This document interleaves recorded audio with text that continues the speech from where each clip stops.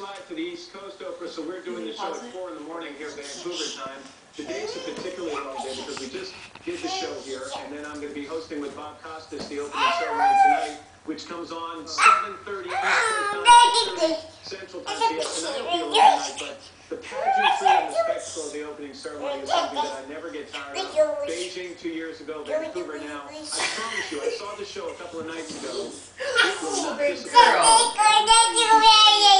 Hey, Maddie, what does a wolf say? And a great surprise at the end in terms of Okay, so I know you can't. I know you're not going to Say, do it. Meet us in front of our TV sets at 7:30 Eastern, 6:30. Is it 7:30 Eastern? Well, first, what does a duck say? obviously, I need you to have your morning at 7 o'clock. That's fine. Once you get done with that, 7:30 What does a monkey say? Ooh.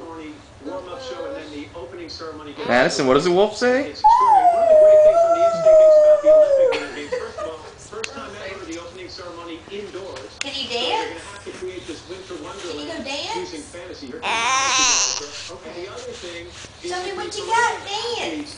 Uh-oh, you found it. Not at the end like we used to see it in summer.